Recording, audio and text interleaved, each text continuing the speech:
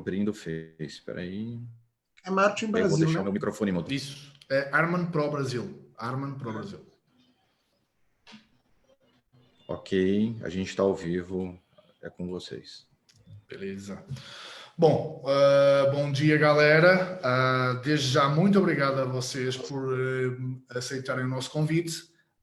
É uma honra e um prazer poder partilhar algumas das vossas histórias, estar com pessoas de um calibre tão alto como é o caso. Eu iria agora pedir assim uma breve apresentação a cada um de vocês, para que quem não conhece, que eu acho impossível isso, mas pode ser que exista alguém, possa conhecer um pouquinho mais de vocês, dar uma breve apresentação, falar um pouquinho sobre vocês. Por favor, Rodrigo Assis, tua vez. Olá, gente, bom dia, tudo jóia para todo mundo. Como o Amande falou, é Rodrigo Assis, mas acaba que nesse meio nosso de iluminação, cada um tem seu apelido, né? Então, eu tenho um apelido e praticamente todo mundo só me conhece por esse apelido, que é Horse, cavalo em inglês. Então, e eu tenho esse apelido há mais de 20 anos, foi quando eu comecei a me envolver na área de iluminação, que na verdade eu comecei no teatro.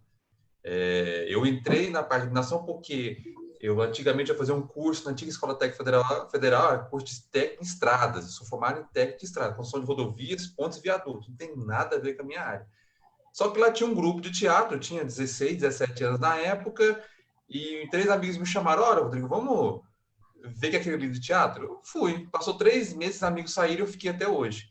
Então eu procurei, assim, estar nesse meio de teatro, e no meio, quando eu estava no teatro da Escola Técnica, eu falei: eu queria estar mais próximo dos artistas, estar mais próximo desse meio cultural. Quando eu pedi para me trabalhar no teatro da Escola Técnica Federal de Goiás, foi lá, isso foi em 97, 98, no ano de 1998, trabalhar como bolsista. Aí de lá para cá eu vim caminhando com a parte de teatro e iluminação, tanto que eu já fui ator, bailarino, balé clássico, contemporâneo, artes plásticas, música, canto, porque na antiga Escola Técnica Federal, até o IFZ de hoje, todo bimestre você vê uma atividade artística, dança, teatro, canto e música. Obrigatoriamente você vê no primeiro ano. Aí você escolhe se quer fazer se quiser. Aí eu fiquei durante 10, 12 anos como ator. Aí eu fui deixando de lado e fazendo a parte de iluminação. Aí depois de um período, aí eu fui fazer uma graduação em design de interiores. Depois eu fiz uma especialização em iluminação e arquitetura pelo IPOG, e depois uma em docência universitária, quando eu comecei a ministrar algumas aulas, né? Hoje, atualmente, eu estou na Universidade Federal de Goiás, onde eu cuido do laboratório de iluminação cênica lá, para os cursos de direção de arte, artes cênicas, música e dança. E tem um projeto que eu estou desenvolvendo lá dentro, que é o Museu da Luz, que eu estou recolhendo várias luminárias, lâmpadas, mesas, refletores para colocar em exposição lá dentro. Coordeno toda a organização do evento Encontro Sonho Luz, já foi na 2ª edição, o Amante esteve aqui esse ano com a gente aqui, participando aqui. A gente já está pensando na próxima, que previsão mais ou menos para agosto do ano que vem tem uma próxima edição. Já tentei o Paulinho também, para ele estar presente. Tentei conversar com ele, só que estava perto do filho dele nascer, então não tinha como, estava meio complicado, mas na próxima vez, Paulinho, você aparece aqui. Aí hoje eu estou na revista, que a gente lançou agora há um mês, que é a revista de design de interiores, no qual eu sou colunista e escrevo pela parte de iluminação, tanto para interior como para espetáculo. E lancei há 3 anos atrás um livro que é Design de Interiores e Iluminação Cênica de Espetáculo Teatral. Então, além de estar... E sou professor também do IPOC, Instituto de Pós-Graduação, onde eu dou aula de Iluminação e Arquitetura. Até eu vou ter aula agora nesse final de semana. Nossos professores estão passando por uma loucura agora, porque todas as aulas vão ter que ser remotas, né? Então, a gente está experimentando como é que funciona essa questão da ferramenta Zoom, essa questão do aluno à distância, então está tudo bem que home office. Então, eu estou nessas partes, trabalhando nisso, e eu desenvolvo com um projeto de iluminação um foco mais voltado para a iluminação teatral e dança. E estou junto com a Cash, na verdade, nessa questão do software do Isuíque para dar curso, treinamento, que esse projeto educacional para trazer para o Brasil. Bem, acho que é isso aí. Não, tá. Eu acho que estaríamos aqui 2 horas só a falar contigo. Vamos agora passar para o Michel Pinheiro. Michel, a tua vez. Bom, pessoal, também aí é um prazer estar aqui com vocês, aqui entre amigos, né? E vou falar um pouquinho também da minha história. Esse ano eu faço 28 anos de profissão, uma estrada longa aí, trabalhei em algumas empresas, enfim, foi uma estrada bem longa, bacana, aprendi muito, uma baita experiência, fiz alguns trabalhei com algumas bandas. A minha última gig que eu trabalhei foi Barão Vermelho, quando eles voltaram lá atrás, em 2005. Um convite do Valmor Neves, o Bolinho, queria que eu fizesse a tour. Foi, assim, maravilhoso. Foi uma das gigs que eu trabalhei, assim, foi maravilhoso. O pessoal bacana, descontraído, deixava você sempre à vontade, enfim. E também aí, no parte de festival, né, que depois aí eu fui voltando para uma outra parte mais de produção, deixei um pouco de iluminador e light designer um pouquinho para trás, mas de vez em quando ainda fazendo algumas coisinhas. Mas o que mais, assim, de trabalho, assim, desde 2014 até hoje, a gente está aí trabalhando à frente aí do Lollapalooza, que é um dos maiores festivais aí daqui do Brasil. E, enfim,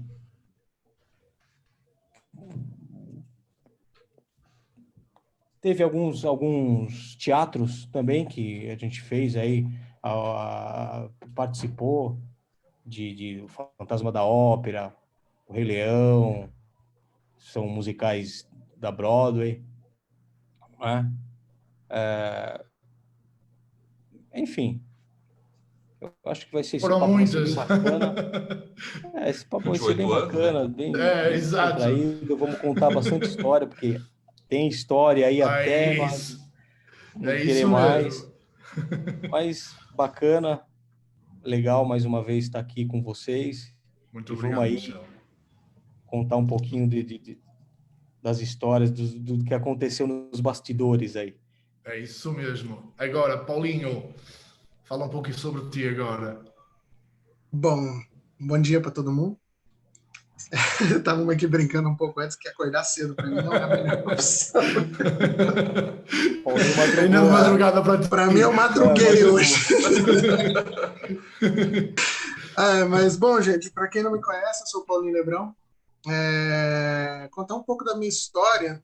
Eu acho que eu não tinha outro lugar para estar a não ser na luz, né? Eu nasci literalmente nesse meio.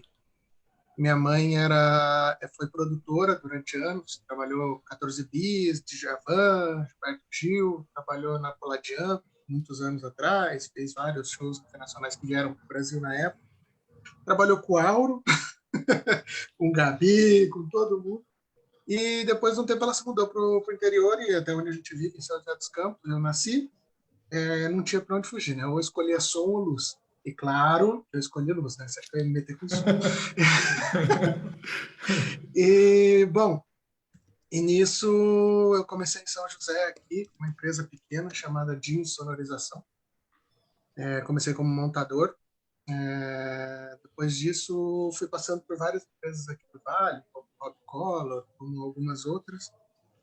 Nesses meios nesse meio dessas viagens e passando por empresas, fui conhecendo pessoas muito interessantes, muito legais. Uma delas está online, é o Panchito, que foi o primeiro a me deixar operar uma mesa de luz assim, profissional. Foi uma Volite, uma Pérola na época. E depois fui crescendo, fui passando para bandas. Operei uma banda da região chamada Filhas e Raízes. A gente viajou bastante pelo Brasil. Nisso aí conheci uns amigos, conheci o Laudeciro, o Carioca, na época eu viajava com o Nat Roots. Ele me apresentou um sistema que estava chegando no mercado brasileiro, bem simples, bem chegando na época, mas na Europa já era muito forte. Nisso, acabei conhecendo o Daniel Ridano. Aí fui trabalhar um pouco com a EMEA Light durante uns anos, com suporte técnico. Em 2011, 2010, mais ou menos 11, abri a minha própria empresa, que hoje é uma empresa especializada em programação, gerenciamento de iluminação para festivais e programação de luz para turnês e para shows especiais, gravações de DVDs. Nisso, a minha empresa começou a trabalhar com vários grandes light designers brasileiros. Em 2000, na verdade, a gente começou em 2009, 2011, eu comecei a trabalhar com alguns internacionais. Isso a empresa se expandiu um pouco mais e começou a atender festivais no Chile, alguns festivais na Latinoamérica, e começamos a atender algumas turnês na Europa.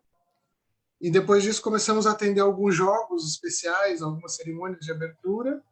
E hoje minha empresa é responsável, junto com o meu querido Michel, tomando conta do sistema de controle dos principais festivais do Brasil, como o Rock in Rio e o Lollapalooza. Boa. Bom, Boa. mais ou Então, menos Paulinho, por aí. Paulinho, nem dá para falar, né, Paulinho? Eu Quantos acho que anos você assim, tá com a gente aí, né? eu acho que quem não conhece o Paulinho, cara, não é da iluminação. Não é. Não, nem Quem tanto, não é da gente. iluminação conhece o Paulinho, né? Se for pensar aqui, entre todos, eu acho que eu sou o mais novo da luz aqui. Pode ser o mais novo, mas és o cara que és o mais conhecido também. É o mais conhecido aí. É o mais conhecido. Paulinho tá com a gente no Lola, Paulinho, desde quando? Desde 2016, né? Desde a época que era Aurolights ainda. Era o Aurolights ainda. Eu acho que eu fiz o último ano da Aurolights, que eu comecei com vocês. Ou foi o último ou foi o penúltimo? Não, o último foi 2017. Você já Então estava com a acho que, gente já. eu acho que foi 2014 que a gente começou, então. Começou em 2014. Foi quando Não, a então foi Tecla Plus 2015. comprou Então foi 2015. e foi para Interlagos, que até então, 2012 e 2013, era lá no Jockey. O E era primeiro onde... Lola que eu fiz, foi com a LPL, lá no Jockey, que era os palcos ficavam um de frente pro outro, e eu tomava conta do 3D naquela época. Quem tomava conta da House Mix era o Serginho em uma e o Babidi na outra. Eu acho que eu participei também pela LPL. Esse acho que você estava. Mas eu estava no outro palco lá com o... Havia um terceiro palco lá no Jockey Club, eletrônica. Isso, no eletrônico. Era isso aí, eu estava lá. Foi um dos primeiros eventos que eu fiz, assim, grandes aqui no Brasil. Teve esses 2 anos que foi lá no Jockey, que foi a LPL que fez, acho que 2012 e 2013. Depois de 14 em diante, que foi para Interlagos. E aí tomou uma outra proporção, aí já eram 4 palcos, enfim, já era aquela loucura toda que o Paulinho conhece bem, a bagunça que é. Sim. Não, eu acho que agora, mesmo entrando nisso, que realmente é o tema da nossa conversa, realmente assim, a maior parte da galera que não tem esse conhecimento dos grandes festivais, provavelmente eles devem ter uma ideia bastante diferente da realidade. Eu acredito nisso. Por exemplo, eles devem achar que um festival do tamanho de um Lollapalooza, de um SWU, de um Rock in Rio, é feito 2 dias antes. Tipo, SWU, lembram-se em Paulínia, o último. Esse foi bizarro. Para uma outra história. Isso foi chover. Exato. Vamos continuando. Daí, eu queria que cada um de vocês, porque eu acho que é muito importante que as pessoas que realmente nos ouvem e nos veem, elas tenham um pouco a noção da grandiosidade e da complexidade que é montar e conseguir fazer com que um festival desse calibre consiga funcionar. Por exemplo, vamos lá, a utilização de estúdios 3D, ela veio facilitar em muito a vida de todo o light designer, principalmente das pessoas encarregadas por o set de montagem do equipamento. Por que é que eu digo isso? Antigamente nós sabíamos que os light designers tinham que vir mais cedo, tinham que estar a programar à noite, às vezes ao frio, ao vento, sem poder jantar, porque aquilo atrasava tudo. E agora tem uma coisa muito mais prática, a pessoa tem uma cabinezinha em que tem várias telonas, tem uma mesa que podem programar e tem realmente um software 3D, são vários, como é óbvio, que eles utilizam com ar-condicionado, cafezinho, é outra vida. Por exemplo, Rodrigo, que és o cara da WYSIWYG, que tu conheces bastante bem, o que é que tu achas em relação, por exemplo, à utilização do software 3D para facilitar a vida de um light designer atualmente?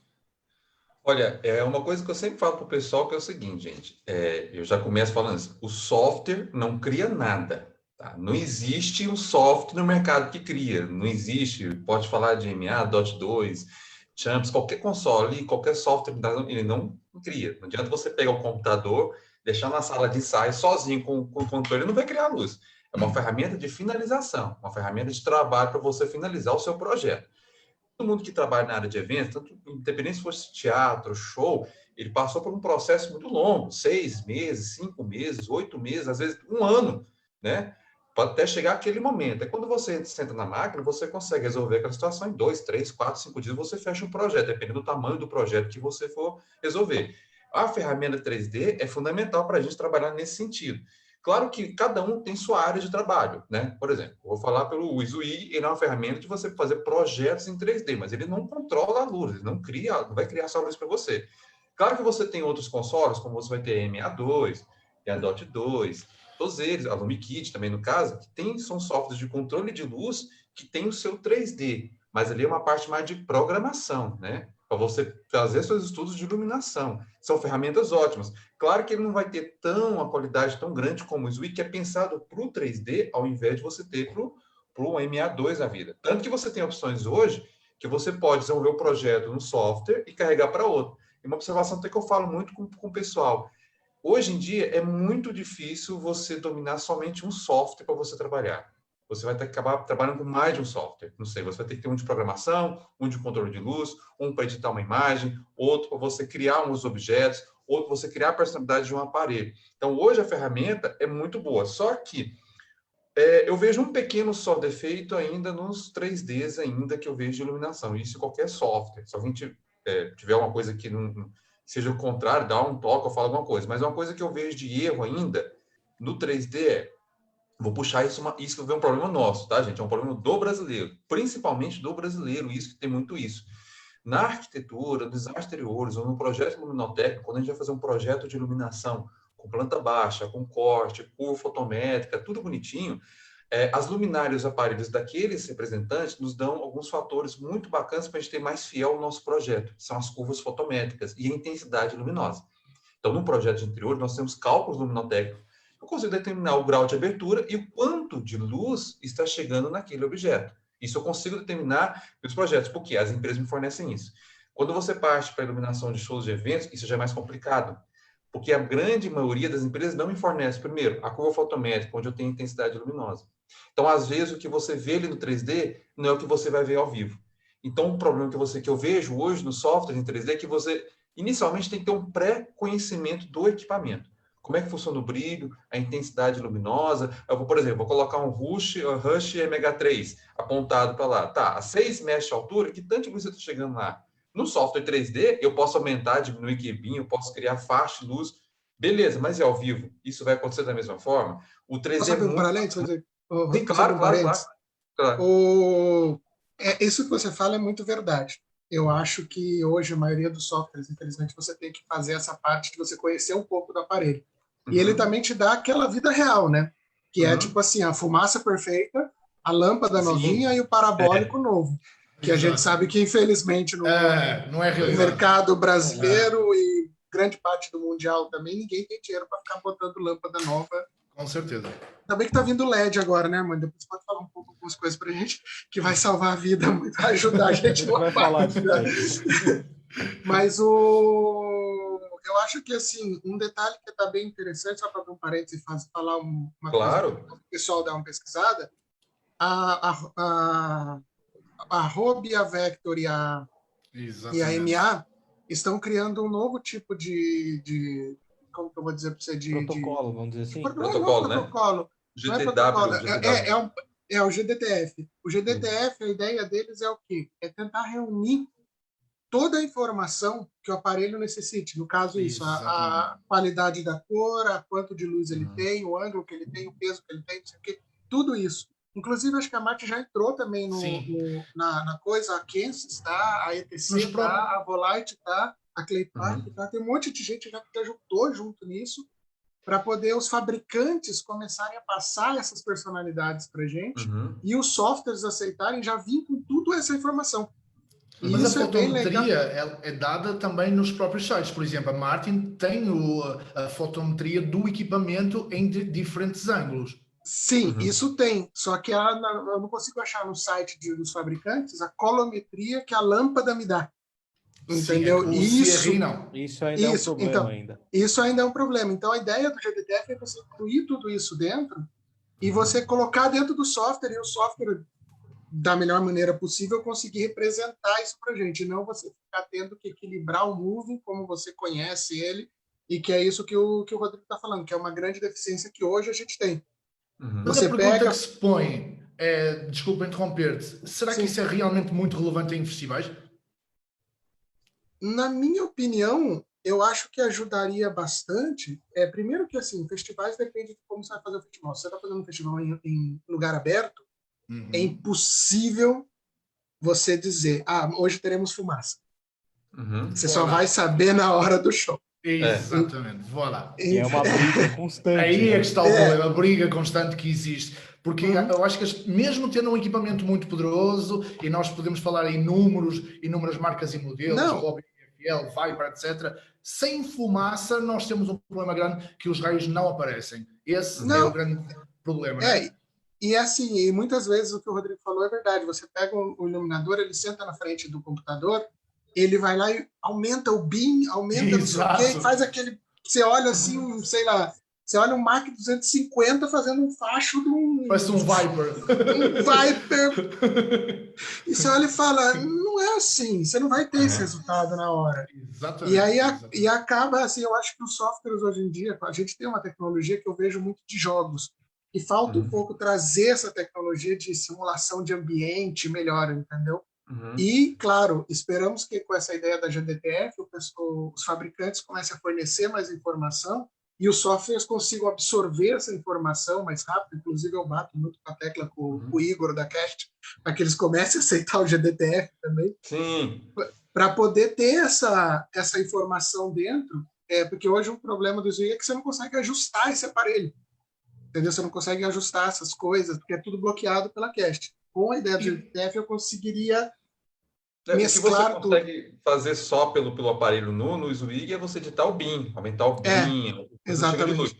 Essa questão até de você BIM, quando eu falo de ter a intensidade luminosa, eu vejo muito mais pela área que você tem. Shows, isso, me corrija se eu estiver errado, gente. Quando a gente vê um show muito grandioso, nós vemos muito tudo no ar, os efeitos de luz, os fachos de luz cortando no ar. Quando você parte para um outro evento, como um teatro, uma dança ou, por exemplo, uma ópera, nesse sentido, a gente precisa ver essa luz no piso. A gente não precisa tanto de luz no ar. A gente vê o que chega no cenário.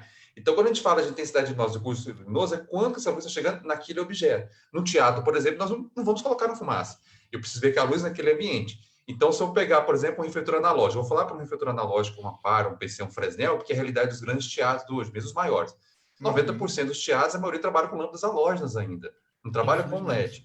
Então, você pegar 6 metros de altura, uma lâmpada Par Foco 1 e pegar uma lâmpada Par Foco 5, vai chegar um brilho diferente naquele personagem, até uma abertura diferente no caso.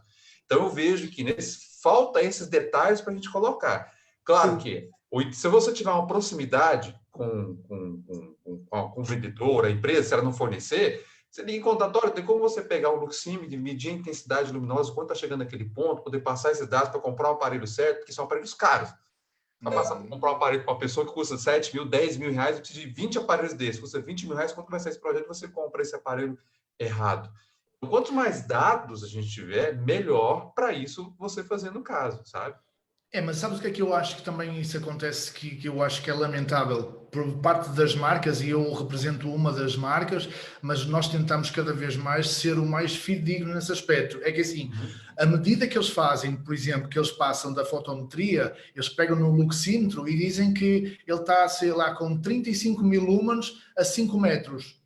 Quando vamos a ver, não é 5 metros, é a 2 metros. Claro que isso é muito diferente, com uma angulação de 45 graus. Isso é uma das coisas que, assim, para vender, e aí é que nós temos que fugir um pouco, que nós agora, neste caso, estamos a falar como especialistas, para vender tudo vale, mas às vezes o que é que acontece? À medida que ele te passa da fotometria, que o aparelho XYZ tem 35 ou 40 mil lumens a 5 metros, quando tu vais pegar no luxímetro em tua casa e medires, tu vais ver que isso é mentira. Ou seja, mesmo com esses detalhes que está cada vez a acontecer mais, que as próprias marcas ou são obrigadas e estão a fornecer, nós sabemos que existe também muitas das vezes um erro de informação pela própria marca, que muitas das vezes nos prejudica. No caso, eu acho... Desculpa, Paulinho, podes falar.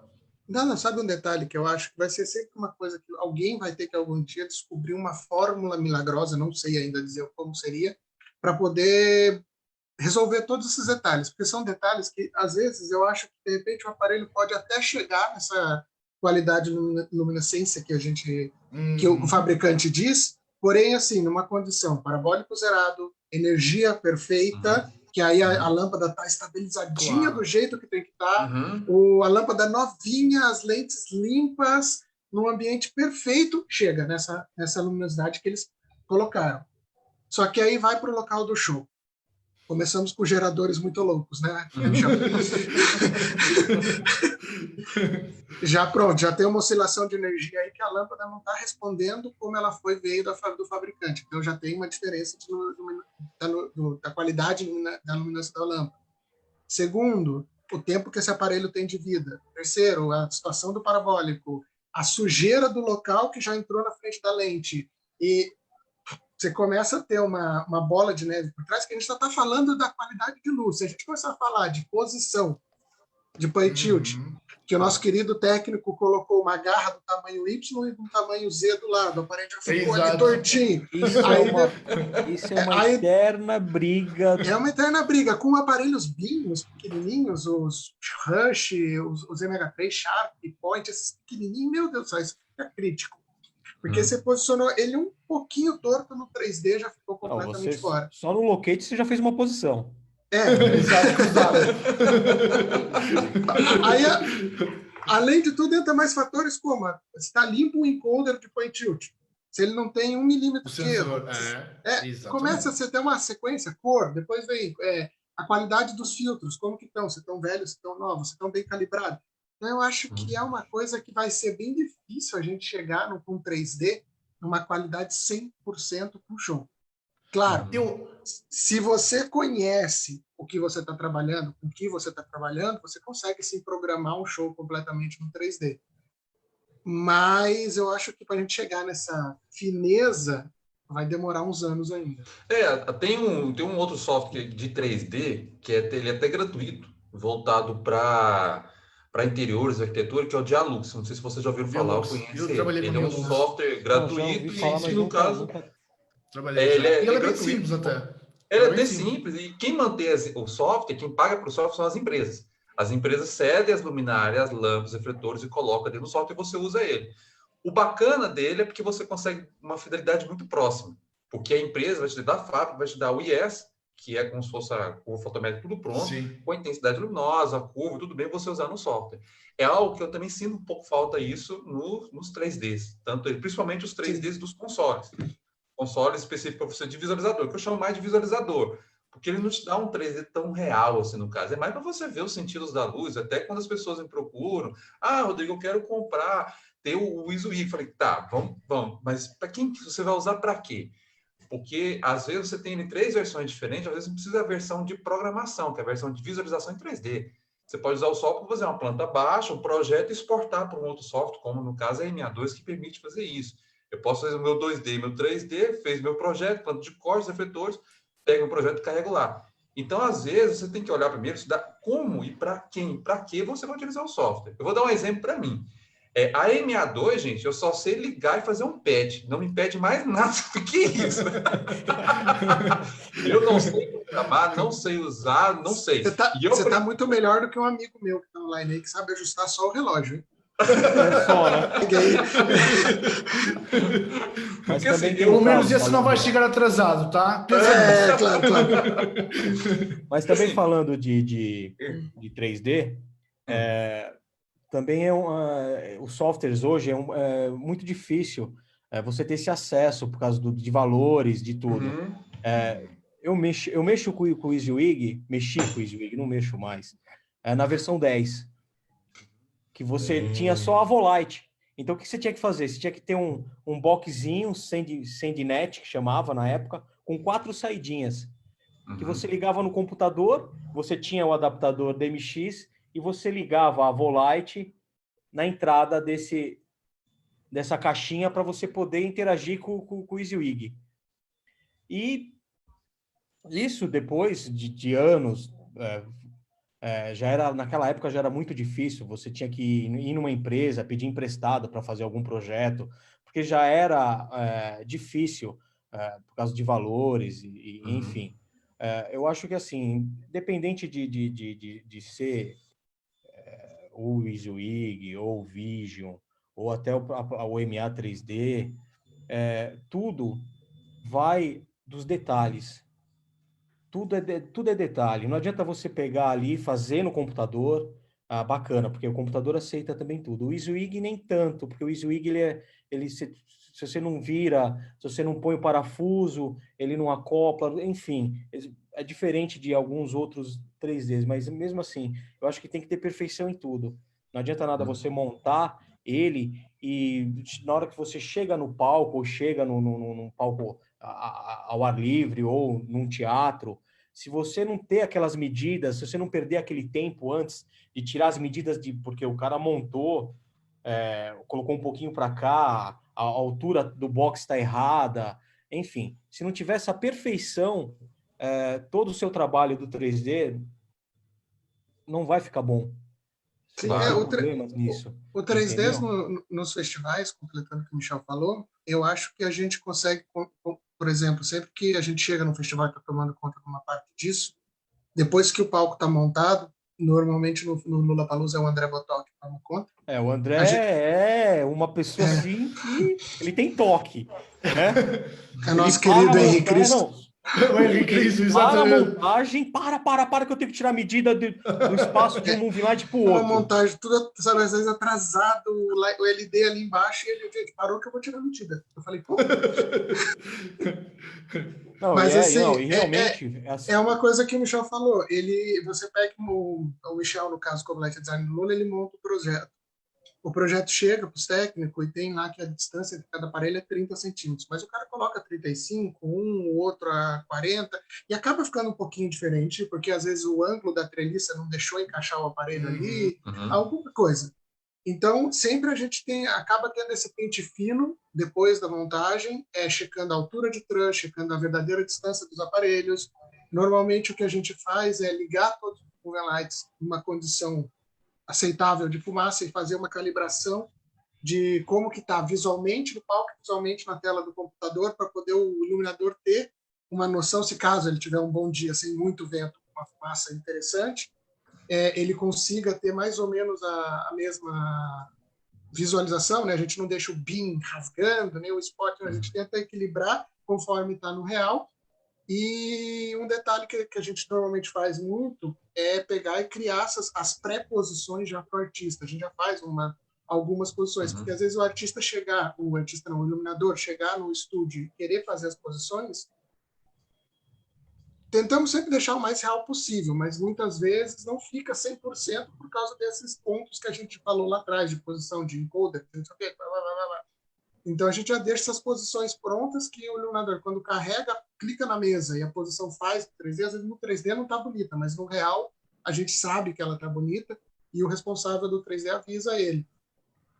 Então, eu acho que o 3D ele ajuda com isso que o Armando falou. Evita que o cara vare à noite, evita que o cara não sei o quê, não sei o quê, não sei o que lá. Mas ele não é a ferramenta que você pode eliminar essa pré. E tipo assim, vou fazer um show que eu vou fazer ele todo no 3D e chegar na hora e acontecer. Aí, essa é a questão. Agora isso é importante saber. Acontece. Depois de fazer o 3D, o light designer tem necessidade de ir fazer um pré-teste antes do evento? Ou isso não acontece? Depende da força que ele tem com a produção. Tá. Ok, está explicado. Não, está explicado. Gente, digam-me assim uma coisa. Quanto tempo é que, para ter uma noção assim de grandiosidade, é que vocês acham que é necessário fazer desde as primeiras reuniões, desde o sistema de ver tipo a quantidade de QBAs, de geradores, desde saber até que ponto é que vai ser realmente o local, quantos palcos e isso? Quanto tempo é necessário a prévia para montar um evento tipo Rock in Rio ou Lollapalooza, por exemplo? Deixa eu só abrir um parênteses aqui, que eu vi uma pergunta ali do Carlito. Ele perguntou quantas vezes o 3D é enviado no show file e depois não bate na hora. Não estou dando uma desculpa, mas vou dar uma realidade. Isso não é Brasil, isso não estou falando da Sul-América, falando mundialmente. Muitas vezes o light designer faz o projeto do festival, principalmente. Esse projeto é enviado meses antes para os artistas cobram a gente um mês antes, 2 meses antes. Então a gente tem que acabar fazendo um show file completamente virtual para poder enviar para o artista. E muitas vezes, quando chega no dia do festival, na época, na data do festival, acaba tendo pequenas mudanças que o headliner pediu, ou se não, o que aconteceu que, na hora da montagem, descobriu-se que o palco que foi colocado no local não suporta o ponto naquele exato momento, naquele exato ponto, então teve que mover tantos metros para trás, tantos metros para o lado, tantos metros para o outro. E isso, a gente acaba tendo que fazer adaptações ou pequenas alterações no desenho ou no show file para que esteja bem. E, normalmente, essas adaptações acontecem um dia antes do primeiro dia de festival. Então, normalmente, os primeiros light designers são os que mais sofrem com isso, porque todas as adaptações, as correções, ou são feitas um dia, 2 dias antes do festival. Então, isso que acontece muitas vezes, você chegar e receber um show file um mês antes, programar todo o seu show e esquecer do festival. E chegar no dia tá diferente. Então, o conselho que eu dou para todo mundo, isso não é Brasil, eu falo mundialmente, o show file final de qualquer festival chega um dia antes do festival. Porque é um dia antes do festival ou 2 dias antes, que é o dia do check light que a empresa faz no palco. A empresa não monta o palco um mês antes só para mandar um show file. Entendeu? Então, assim, pensem nisso. Claro que existem empresas e pessoas que mandam qualquer coisa e montam qualquer coisa, mas eu estou falando na parte mais profissional e séria. Mudanças acontecem, não é por maldade, não é por falta de profissionalismo, são imprevistos ou, às vezes, exigências externas que acontecem. Bom, volta lá para a pergunta do Michel, desculpa. Não, a questão toda também é importante saber é que, assim, o tempo que realmente vai demorar, não é? Tipo, a fazer essa prévia, quanto tempo é que é necessário? E depois eu tenho uma questão também que eu acho que é bastante relevante. Mas, primeiro, quanto tempo é que é necessário para fazer um evento dessa grandiosidade? Bom, no Michel. caso, vamos falar do Festival Lollapalooza. O Festival Lollapalooza, 3, 4 meses antes. Toda a parte de reuniões, aquilo que o Paulinho estava falando, você faz a planta, e aí já começa a disparar isso para os headlines, para o festival inteiro, e aí já começa, você já tem um show file, você já está, aquilo que o Paulinho falou, você até manda um show file para eles, não totalmente preparado, aquele mais cru, né? No caso desse ano, a gente teve aquele problema por causa da pandemia, que a gente ia fazer pela primeira vez aqui no Brasil, a gente ia fazer uma coisa inédita, e aí tivemos um problema, aí teve que se mudar tudo, se mudar planta, se mudar 3D para mandar. Até então não estava adiado o festival, né? Mas assim, tem toda essa preparação de 3 meses, 4 meses, porque mudanças acontecem, aí você acha que quando você está ali naquela versão 12 da planta, você fala assim, bom, agora acho que está tudo bem, está tudo certo, a gente já está Aí chega o gringo e fala, eu quero mais um trans no meio do 7 e do 8. Não entra. Aí você tem que mover a planta inteira. Tudo, porque aí o engenheiro quer que você faça o cálculo daquele trans a mais que está entrando, e aí, quer dizer, aí você volta praticamente quase tudo do zero, porque você tem que realocar, distribuir, porque o palco você tem que distribuir tudo certinho. Então, assim, é trabalhoso, é complicado, acontecem várias mudanças. E colocar só um adendo na fala dele também é o seguinte, uma coisa que ele comentou aí, que eu acho que é de extrema importância para todo mundo, gente. As pessoas que criam os projetos de iluminação, cada um tem sua área específica de atuação. Temos light design, temos tech luz, operadores e tudo mais. E nos projetos grandes desses, tem que preocupar os engenheiros elétricos, os engenheiros estruturais, as assinaturas, para certificar tudo isso, segurando o seu projeto. Não adianta você pensar uma coisa, isso vai acontecer. Calma, peraí, a gente tem que ter os engenheiros específicos da área para poder pensar estruturalmente. Isso aguenta o peso desse equipamento? Qual é a carga de energia para isso? Eu mesmo, quando eu faço meus desenhos, meus projetos, eu coloco lá, olha, eu não sou responsável elétrico por esse projeto.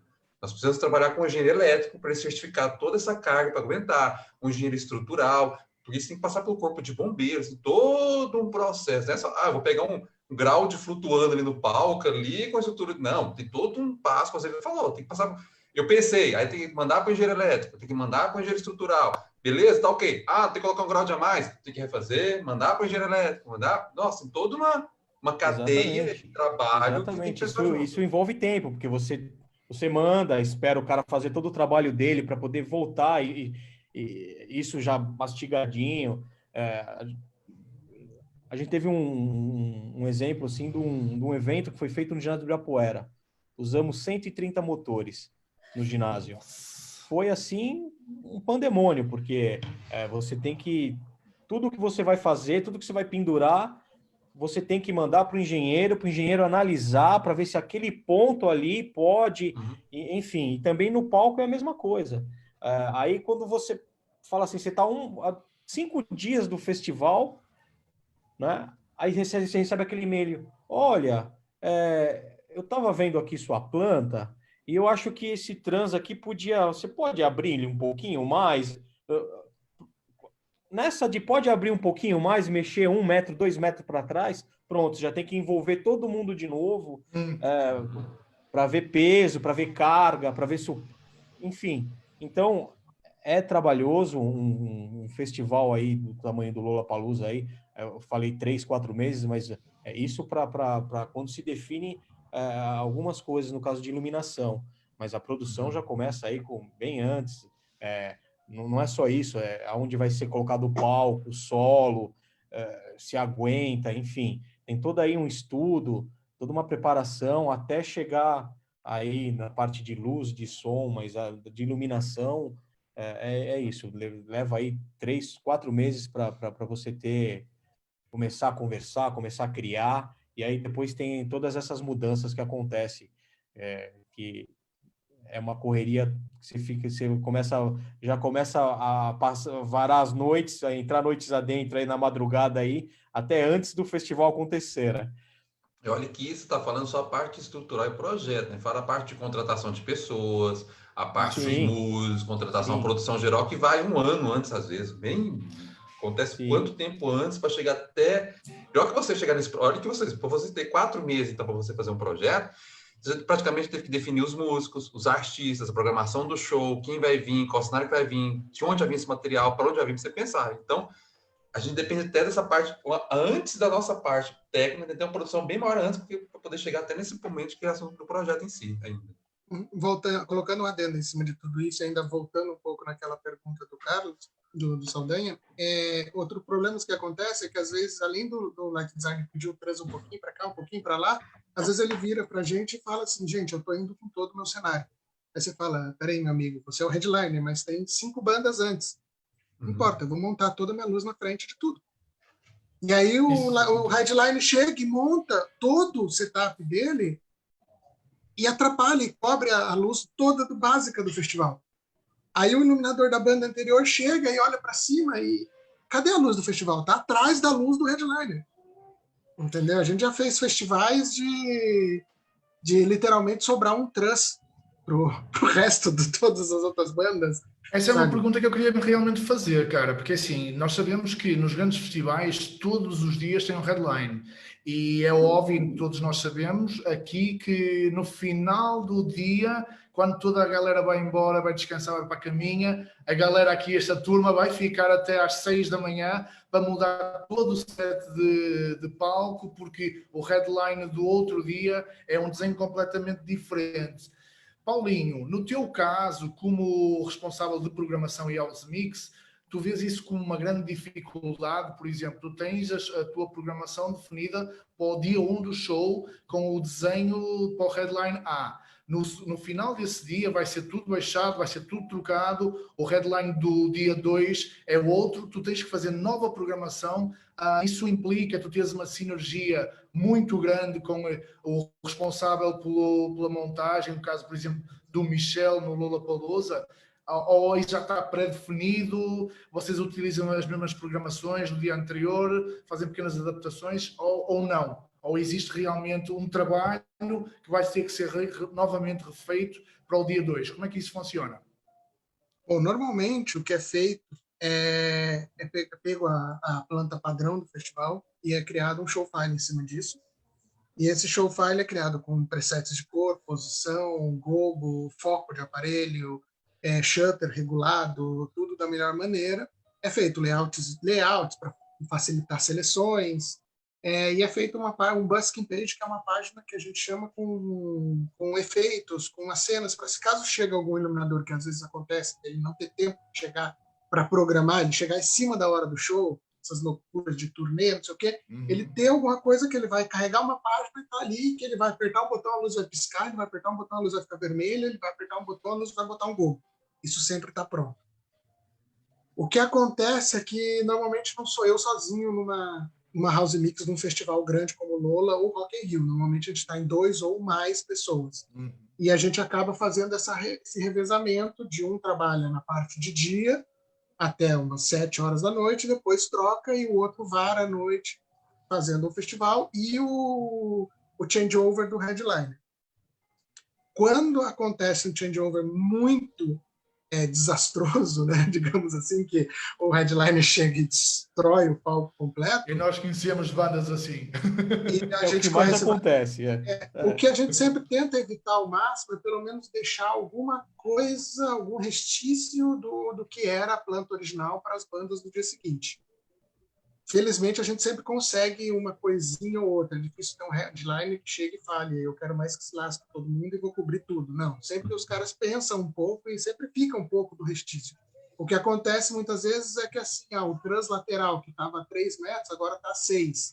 Ou estava a 6, está a 3. Então, isso é atualizado no 3D para os iluminadores poderem ter acesso, quando chegarem ao estúdio, verem mais ou menos o que está disponível e o que não está.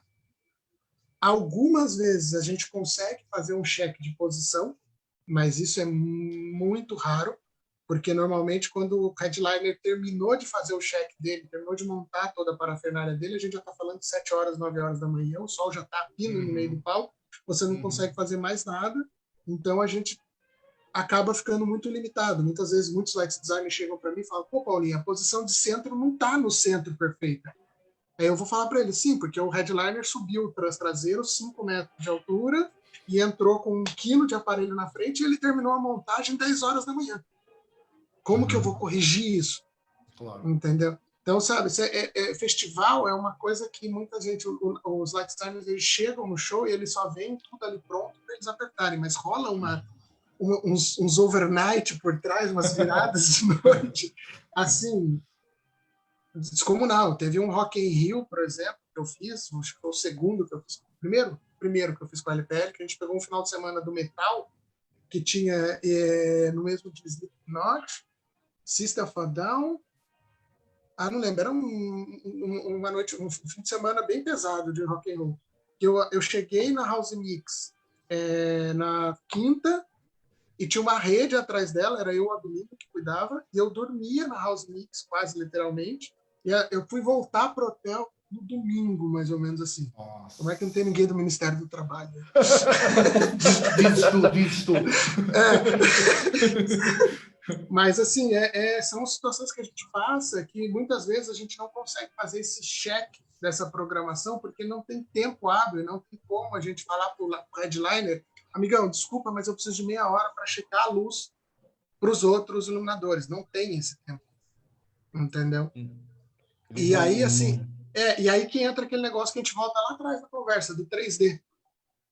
Que o 3D, às vezes, facilita muito. Depois que ele é feito, essa calibração que a gente falou de ajustar os moving lights na distância correta, às vezes torcer um moving light um pouquinho, outro um pouquinho, para que fique mais parecido o possível com a realidade, muitas vezes você vai no 3D e somente baixa o trans, sobe o trans, vai 3 metros para trás, vai 3 metros para frente, desde que tenha sido feito a medida no palco real, e os iluminadores conseguem ter uma noção daquilo que eles vão enfrentar na hora do show. Então, esse ponto 3D ajuda muito. Mas a sinergia que tem que ter o responsável de programação da House Mix e o responsável de montagem, por exemplo, no caso de vocês dois, tu e o Michel no Lollapalooza, ela tem que ser constante. Caso falhe haja um erro na comunicação, a coisa despenca. Tipo, isso que a gente sempre faz isso. Normalmente é tudo conversado, é tudo planejado. A gente sabe dia por dia o que vai acontecer. Eu tenho uma lista, o Michel sempre me passa, ou o Light Design, o Terry, no caso do Rock, ele me passa essas listas, e a gente consegue já deixar presetado o que está planejado para acontecer. Algumas vezes, claro, estava planejado X e acontece Y, então a gente tem que se adaptar. Mas é sempre uma coisa que, se caso a gente na House Mix, a gente ali na parte de pré-programação e controle, não está conectado com o Light Designer por trás de tudo isso, ou não, às vezes nem tanto, às vezes não o Light Designer, mas sim o responsável, o técnico responsável pelo palco, a gente acaba tendo tipo os problemas de e o truss que estava aqui? Ele foi tirado. Não, a gente tem que saber que ele foi tirado, ou que o aparelho número 105 ele está bloqueado por uma peça de cenário. Então, isso que é uma coisa legal quando a gente faz os festivais, é ter uma boa conexão, não só com o Light Designer, mas sim com o técnico responsável pelo sistema do palco. Porque ele sim pode te dizer, várias vezes acontece, de quando tem essa virada de equipe, que de dia está um na equipe, à noite chega outro, o técnico, o meu chefe de palco, por exemplo, ele chega com uma lista e fala: Paulinho, aparelho tal, aparelho tal, aparelho tal, não vai ter como usar, o trans número tal e número tal, foi 2 metros para trás, sabe? Tem toda essa informação que eu posso chegar para o operador na hora do show, se for uma coisa muito de última hora, e falar: amigão, tá no aparelho tal e tal, esquece, você não vai ter. Entendeu? Isso acontece muito, ou senão, tivemos que mover o trans para cá, isso a gente ajusta tudo isso é uma conexão entre todos, entre o Light Designer e os técnicos também. Quando é que foi agora... Desculpa, Michel, não, por favor. Tem que ter aquela sinergia total, todo mundo unido ali, ligado, porque, que nem o Paulinho falou, tem as equipes da noite, da madrugada, então todo mundo tem que estar falando a mesma língua para que isso não interfira no final, né, num todo. E sempre, voltando ao caso do 3D, isso acaba ajudando muito, porque o que acontece? Às vezes você está ali naquele quick change, trocando tudo, mexendo, o iluminador chega, eu quero ir lá para a mesa. Não, amigão, calma aí que tá o caos, você tá vendo? Vai lá para o 3D, exatamente, faz as suas coisinhas lá no 3D e a gente está naquela correria, porque problemas acontecem, às vezes você está com um problema porque você desceu o trans, deu problema no motor e o cara não vai conseguir fazer as posições ou checar o que ele quer checar porque o trans está embaixo, aí envolve outros profissionais, o rigger, enfim. Então, voltando àquilo lá do 3D, ele ajuda muito nessa situação nesse momento de quick change, que é sempre aquela loucura. A gente teve alguns casos também, não só de trans, mas como também problema de gerador. No Kendrick Lamar, lembra? Eu não gosto nem de lembrar que foi assim um caos. O cara queria programar de noite e deu problema no gerador, e enfim, começou a clarear, o cara começou a ficar puto e não conseguiu. Tentamos levar ele para o 3D, mas aí ele achou que não é real, não fica totalmente real ali, apesar que o Botó é uma pessoa assim maravilhosa, todos os detalhes, tudo. Toda vez ele é sempre elogiado pelos light designers no Lollapalooza pela perfeição, né? Ainda mais por usar. Falando de novo nesse negócio de conexão entre todos, eu falei que precisa ter uma conexão entre House Mix, Light Designer e palco, e a gente tem que ter uma conexão dos três com o 3D. Exatamente. Porque qualquer alteração que acontece no palco tem que ser informado lá atrás, porque senão o Light Designer vai para o 3D e imagina que aquele trans está lá e não está mais. Cansamos de pegar, sair correndo. Avisa o Botó que ele tem que tirar o trans do 3D para o cara que tá indo lá, o iluminador tá indo lá falar porque não tem. Aí é aquela correria. Enfim, A gente tem que pensar também, gente, que além de toda essa estrutura que a gente tem um fator humano. A gente depende das pessoas para fazer tudo isso funcionar também. Tem que lembrar sempre do fator humano. A gente não... As máquinas são perfeitas, tem um software 3D, mas e o ser humano que está montando aquela estrutura, que está coordenando, que está projetando, depende dessa boa relação também que você tem que ter com esses técnicos. A gente tem que pensar desde o pessoal que está lá carregando caixa até o diretor do evento. A gente depende de uma relação harmoniosa em todo mundo poder trabalhar em equipe. Não adianta você ficar contra um, o cara feio para um. Às vezes a pessoa está cansada. Por isso que tem, como o Paulinho falou, esse tempo de montagem, descanso, tudo mais para fazer, porque o corpo humano tem limitação. Nós temos a limitação. A máquina pode ficar funcionando o dia inteiro, mas a gente não. A gente tem que levar também em conta também esse fator humano que influencia muito nossos trabalhos e montagem de projetos. Isso é fundamental. O fator humano, assim, não adianta nada. A gente até brinca às vezes, né? Fala, a empresa, não adianta ter uma Ferrari, né? E se você não tem um piloto ali bacana. É a mesma coisa em montagem, a mão de obra em si. Não adianta a empresa ter um monte de equipamento, tudo, e não ter aquela pessoa de frente ali fazendo a coisa acontecer. Porque é aquilo que você falou, não é só... O equipamento não se liga sozinho, o equipamento não funciona sozinho. E todos têm que estar muito sincronizados quando fala de um festival. Às vezes, quando você fala de uma gravação de um DVD, de uma turnê, aquilo acontece igual. O DVD normalmente vem muito bem planejado, então aquilo vai acontecer daquele jeito, que já está planejado assim. Festival acontecem muitos imprevistos, muitas mudanças na última hora. Então, se a equipe não está sincronizada e todo mundo sabendo muito bem um pelo outro, algum problema vai ter. Entendeu? Se eu tô, sei lá, de mau humor com o cara do palco, a gente vai ter algum problema que vai afetar o Michel lá na produção, que vai chegar alguém reclamando para ele que algo não funcionou porque o cara do palco não quis me passar ou porque eu não quis escutar o cara do palco. Não, não é assim que funciona.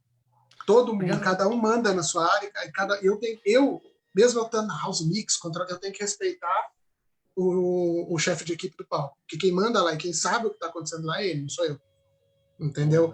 Eu tenho que respeitar o light designer, porque o light designer sabe o que é o gringo. Mesmo que o Michel vire para mim, Paulinho, vai ter que tirar aquilo ali. Mesmo que eu não goste, que seja um puto trabalho, eu sei que o light designer, o gringo está na cabeça dele meses já enchendo o saco dele, então eu tenho que fazer. Entendeu? Só que aí o Michel tem que respeitar o chefe de equipe, que ele vai falar para o Michel, não dá para pendurar ali. Ou senão, o cabo não vai chegar lá. Não tem como fazer, sabe? Então todo mundo é um negócio que todo mundo não joga junto. Não adianta eu me impor, o light designer se impor. Tem que ser uma coisa que cada um respeite um ao outro. Isso eu acho que é uma coisa que faz com que um bom festival anda quando você tem uma boa equipe junta por trás. Não adianta ter o melhor moving light pendurado, não adianta ter as melhores mesas na House Mix, melhores suítes. Não vai adiantar nada. Nada. Se você não tem uma equipe ali junto com você, porque é a mesma coisa... Uma equipe que queira, sabe, fazer o festival acontecer. Exatamente, tem que estar ali no sangue, tem que estar junto, tem que estar... Vai virar noite, vai... E acontece, né? A partir quando dá o start, que o pessoal começa o festival, começa os load-in, aí muda completamente. Aí pode esquecer cama, pode esquecer... que você vai dormir, não vai. Comer não precisa, cara. Deixa para lá, fica para a próxima. Eu acho que isso é uma grande diferença dos festivais, às vezes que acaba você não vendo numa peça de teatro ou num espetáculo específico, porque aquilo está planejado e é um cara só, é um show só, um espetáculo só que acontece. O festival é um palco se adaptando para 10 bandas em um dia. Em um entendeu? Dia. Não, nem um dia é horas ali, né? É horas. É horas. Exatamente, são, sei lá, são 10 horas. bandas para horas. Exato. Cada uma tem meia hora de troca de palco, e olhe lá. Muitas vezes assim acontece em festivais que o iluminador pede um extra. Isso às vezes pra gente é uma dor de cabeça horrível, porque o cara é o extra da banda que tem 15 minutos de changeover e você tem que enfiar no palco 40 moving lights. Então você tem que ter uma equipe muito boa dentro do palco para enfiar esses 40 moving lights, ligar esses 40 moving lights em 15 minutos. Tem que estar tudo muito organizado, o cabeamento. E assim, ligando o moving light, o iluminador na House Mix, me enchendo o saco para poder ter controle do rigger, para poder para poder acertar os últimos detalhezinhos e eu estar ali na mesa, checar os moving lights que a equipe está montando no palco, tudo isso em 15 minutos. Eu acho que é importante também, eu acho que uma das áreas também que eu acho muito importante é a gente ter o projeto da iluminação, de cenografia, do LED, tudo muito bem especificado, muito bem montado, ter reuniões técnicas com a equipe técnica antes de começar o evento, durante o evento, para todo mundo saber o que é o equipamento, o que é o projeto, o que é esse palco. Porque se tiver algum problema, o cara que está ali mais perto, ele pode resolver aquele problema lá. Não tem que ser o light designer, o iluminador que está lá na cabine de luz para dar uma luz, para correr lá no palco, poder pensar nisso. Então, essas reuniões técnicas também, eu acho de suma importância a gente determinar até antes da montagem, ou antes da montagem, ou paralelo à montagem, reuniões técnicas para falar, o projeto é assim, é desenhado assim. Uma coisa que eu faço, que eu uso, pelo menos em minhas montagens, independente do que vai fazer de palco, se é teatro, se é show, se é nada, no teatro, por exemplo, as varas estão todas baixadas, ou numa montagem de show em que meu palco está baixado e tem estudo de ground, eu tenho minha planta geral, eu faço uma planta de cima, uma planta de frontal e uma planta de corte, para a gente ver as alturas e tudo mais. Essa planta de cima, depois eu imprimo também cada vara numa folha A4, separado, e eu ponho ela em cada vara de iluminação. Ó, na vara 4, esse é o mapa. 2 técnicos de luz, façam essa vara. Para não ter que sair, vir na frente e atrás. Então, você fica responsável por esse sistema aqui, esse sistema. É uma forma também que eu utilizo para agilizar. Fica preocupado com esse vara de luz aqui atrás. Então, eu vou lá, pego uma fita, prego em cada vara, fica um mapa geral na frente do palco para todo mundo ver. Olha, o mapa geral é esse. Mas você vai trabalhar nessa parte. Eu vou lá e coloco para eles trabalhar lá no fundo. Bem, é uma forma que eu utilizo para agilizar essa montagem. Porque, assim, eu acho que todo mundo aqui passou pela situação, não se tem uma escola, não se tem uma universidade, não se tem um curso para ensinar a gente a trabalhar nisso. A gente tem que estar junto com alguém para ensinar alguém passa essa informação. Essa Se a gente entrar nesse ponto de universidade... Aí danou. Não, a gente não tem. Até uma coisa aqui. Olha, eu estava conversando, eu trouxe o Amand no evento Encontro São Lúcio teve aqui em Goiânia, que esse evento que organiza aqui é uma coisa também até de quebrar um pouco isso, da academia conversar com os técnicos conversarem com a academia. A gente tem esse diálogo mais próximo, a gente precisa ter esse diálogo. Tanto que nesse evento que a gente organizei, a gente está pensando em fazer uma discussão para ter uma faculdade de iluminação. Começar pelos técnicos de luz. A gente vai começar a discutir isso. Quando que vai ser? Não sei. Mas quais são os elementos para ter essa figura? Porque a gente não tem uma formação no Brasil. Não temos uma escola de iluminadores, de técnico de iluminação, de riggers. Não tem. A gente tem que pegar a pessoa e treinar ela, ou a pessoa aprender. Aí a gente acontece muitos problemas de ter pessoas que, às vezes, sabem daquele sistema, mas têm dificuldade em passar o conhecimento. Então, às vezes, a gente tem que passar por uma reciclagem do pessoal. Por isso que é muito bacana também pegar essa equipe nossa técnica também, passar pelas as normas, os treinamentos das NR10, NR35, fazer treinamento. Abrir um parênteses nisso que você está falando, que foi uma conversa que eu tive com quem outro dia, não vou lembrar agora, mas assim, a gente estava falando que hoje, não vou lembrar, bom, a gente estava falando sobre isso que, felizmente, não sei o que dizer, mas hoje 99,9% de todo mundo da iluminação no Brasil, ele não quer ser um super dimmerman, ele não quer ser um super rigger, ele quer ser um super iluminador. Ele quer sentar atrás da mesa e fazer o seu time code e fazer o seu show.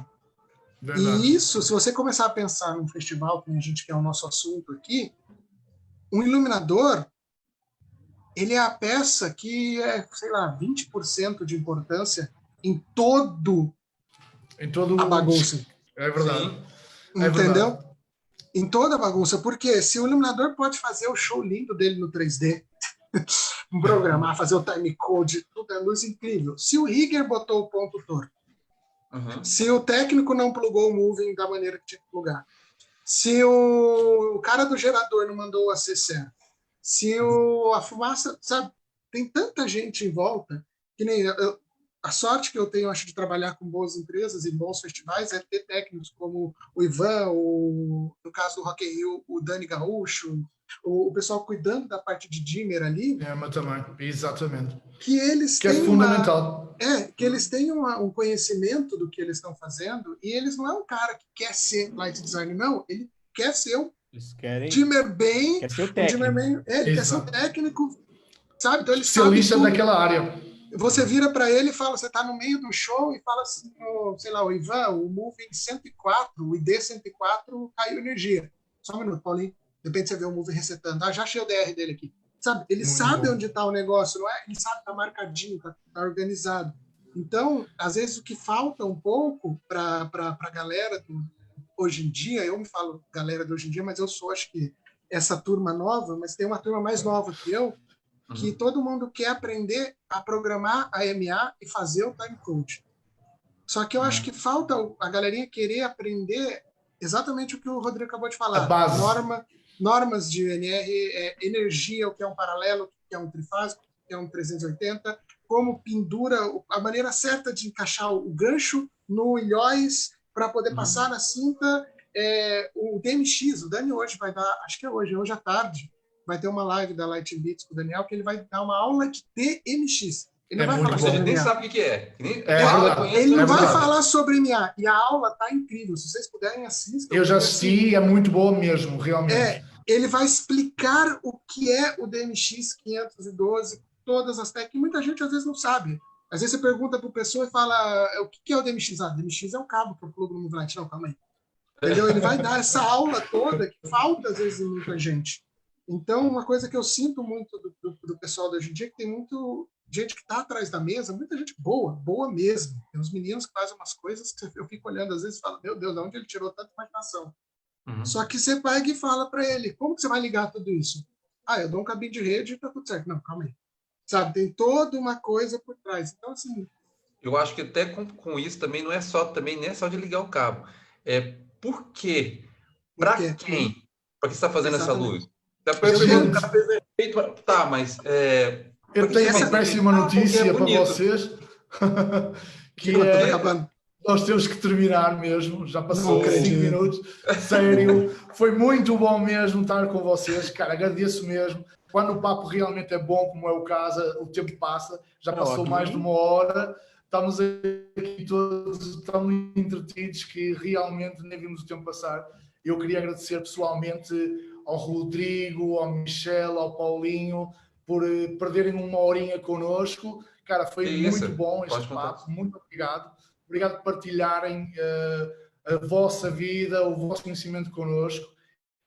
E espero muito em breve podermos pessoalmente estarmos todos juntos e podermos ter esse papo outra vez. Por favor, Paulinho. Sim. Só para acabar rapidinho, Paulinho, pode falar. Com todo esse papo que a gente teve, para finalizar, eu acho que na luz você não tem que se sentir um especial porque você está atrás da mesa. Cada pecinha que está no jogo inteiro vale muito. Então, às vezes, você ser um mega de mermaid, um mega rigger, um mega não sei o que, vale muito. Então, não pensem que só o cara foda é o cara que está atrás da mesa. Não, todos são. Todos nós somos, exatamente. Muito obrigado. Gente, eu queria deixar, para finalizar mesmo, os meus maiores pêsames a um grande iluminador que nos deixou, Light Designer, o Binho. Cara, eu queria deixar isso pessoalmente aqui, porque realmente foi uma coisa muito triste. Perdemos um grande amigo, um grande profissional, um marido, um pai, e eu queria deixar os meus maiores sentimentos para ele e que ele esteja no céu a iluminar da forma como ele sabe. Grande abraço, muito obrigado, muito bom dia a todos. Espero que tenham gostado. Forte abraço. Tchau, tchau. Abraço, amigo. Um abraço a todos. Tchau, tchau. Tchau, tchau.